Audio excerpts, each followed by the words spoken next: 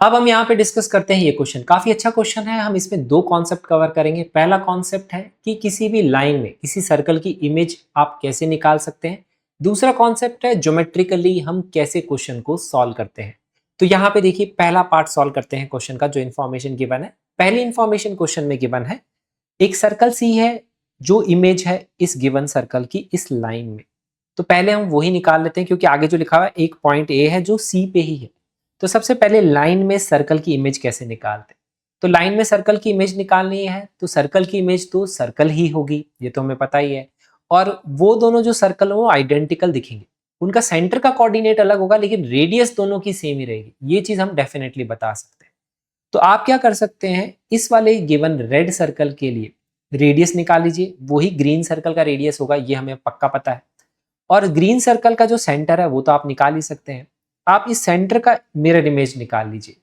तो यहाँ पे रेड सर्कल का जो मिरर इमेज आएगा सेंटर का, वही ग्रीन सर्कल का सेंटर होगा। तो सबसे पहले हम रेड वाले सर्कल के लिए निकाल लेते हैं यहाँ पे सेंटर। और यहाँ पे तो ये 2g हो जाएगा, g की वैल्यू आ जाएगी -1, f आ जाएगा दैट इज इक्वल टू 2। और जो सेंटर होता है -g, -f होता है तो 1, -2 आएगा। रेडियस अगर हम निकालेंगे इसका तो कितना आएगा, g² + f² - c का रूट, तो आएगा 1 + 4 -4 तो +4 हो जाएगा। तो रेडियस आएगा √9 विच इज नथिंग बट 3। तो ये जो रेड सर्कल से ग्रीन सर्कल जो उसका इमेज है उसका भी रेडियस 3 ही होगा। अब हम इसका सेंटर निकाल, तो सेंटर निकालने के लिए आप मिरर इमेज का फॉर्मूला भी यूज कर सकते हैं और आप कॉन्सेप्ट भी यूज कर सकते हैं कि जब भी किसी पॉइंट की मिरर इमेज आप किसी लाइन में निकालते हैं तो इनका जो मिड पॉइंट होता है मिरर के ऊपर होता है। और ये वाली जो लाइन है, लाइन जॉइनिंग सेंटर दिस, ये परपेंडिकुलर होती है।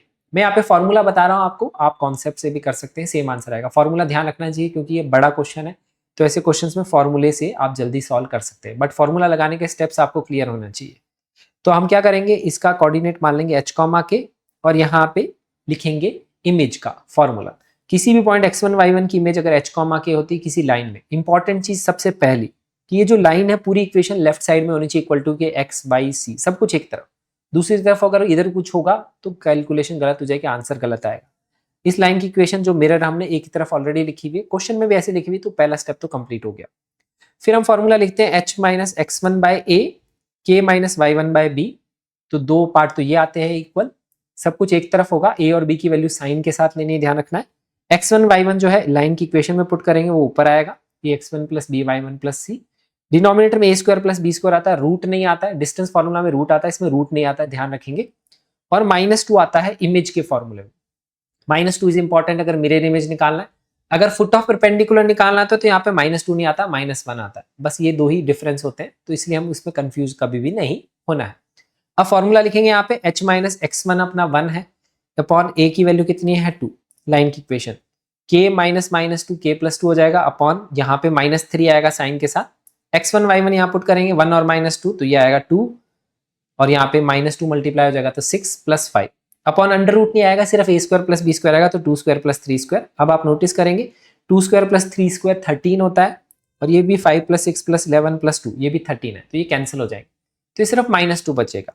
तो अब आप h - 1/2 को -2 से इक्वेट कर लेंगे, k - 2/3 को -2 से इक्वेट करके h और k निकाल सकते हैं। -3 आ जाएगा, k 4 आ जाएगा। तो जो आपका ग्रीन वाला सर्कल उसका सेंटर मिल गया -3, 4। तो इक्वेशन क्या होगी, x - -3 का स्क्वायर y - 4 का square equal to r²। r है हमारा 3। तो ये हमने सर्कल C लिख लिया जो हमें चाहिए था। अब जो आगे क्वेश्चन है इसी सर्कल C से रिलेटेड है, तो अब हम इसी पे फोकस करते हैं। इसमें लिखा हुआ है कि यहाँ पे इस सर्कल पे एक पॉइंट है A, वो इस तरह से है कि OA जो है पैरेलल टू x एक्सिस है। तो O तो इसका सेंटर है, यहाँ पे लिखा हुआ है सेंटर O ऑफ C। तो OA मतलब हमें पैरेलल टू x एक्सिस चलना है। तो अब ध्यान रखिए कोऑर्डिनेट एक्सिस की जरूरत पड़ सकती है। जब भी कोऑर्डिनेट एक्सिस के पैरेलल मूवमेंट होता है तो ज्योमेट्री से बहुत इजीली सॉल्व हो जाता है, इसलिए हमें हमेशा डायग्राम ढंग से बनाना चाहिए। तो अब O से x एक्सिस की डायरेक्शन में चलना है और A राइट साइड में है सेंटर O के, तो O से राइट साइड में चलना है, मतलब पॉजिटिव x एक्सिस की साइड में चलना है। एक पॉइंट A है तो हम इस तरह से चलेंगे आगे, एक पॉइंट A है सर्कल के ऊपर। तो इस पॉइंट का कोऑर्डिनेट निकाल सकते हैं क्योंकि रेडियस हमारा 3 है। तो अगर हम 3 यूनिट ऐसे चलेंगे तो -3 से हम 0 पे पहुंच जाएंगे, मतलब ये जो पॉइंट होगा y एक्सिस पे आ जाएगा क्योंकि x कोऑर्डिनेट हमने 3 कवर कर लिया यहाँ पे। तो ये पॉइंट 0,4 है। पॉइंट ए हम इजीली बता सकते हैं। ज्योमेट्रिकली देखेंगे तो इजी बता सकते हैं, अगर बिना ज्योमेट्रिकली करेंगे, डायरेक्ट सोचने की कोशिश करेंगे तो आपको समझने में मुश्किल होगी। तो ध्यान रखेंगे जब भी कोऑर्डिनेट एक्सिस की बात हुई तो डायग्राम एक्सिस का बना लीजिए, उससे बहुत इजीली सॉल्व हो जाता है। अब यहाँ पे लिखा हुआ है एक पॉइंट बी है alpha comma beta, beta less than 4। तो अल्फा कॉमा बीटा है, बीटा की वैल्यू लेस देन 4 है, मतलब वो ए के नीचे है, इस वाली लाइन के नीचे ही कहीं होगा क्योंकि वाई कोऑर्डिनेट 4 से छोटा है। वो भी सी पे है, such that length of arc A B is 1/6 of perimeter of C. Perimeter of C क्या है इस सर्कल की, वो होती है 2 पाई आर, उसका 1/6।